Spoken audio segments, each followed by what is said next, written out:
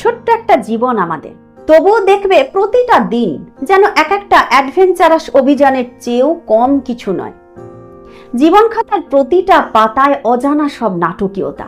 হয়তো তোমার খুব কাঁদতে ইচ্ছে করছে, গলার কাছে দলা পাকানো কষ্ট গিলে পরিবেশ পরিস্থিতির কারণে হাসতে হচ্ছে, অথবা তোমার দারুণ খুশির দিন কিন্তু পাশের মানুষগুলোর জন্য মন খারাপ করে বসে থাকতে হচ্ছে। বলো তো, এগুলো কোনো সিনেমা ট্র্যাজিক সিকোয়েন্সের থেকে কম কি?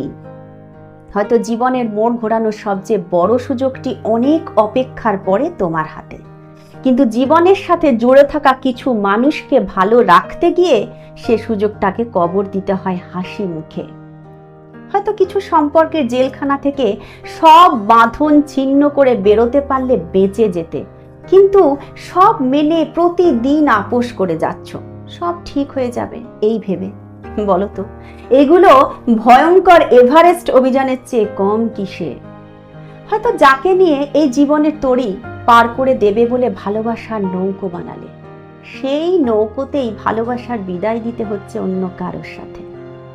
যে সারাক্ষণ রোমান্টিক সফট মিউজিকে জীবন খুঁজত, এখন তার প্লেলিস্ট সব স্যাড মিউজিকে ভরা।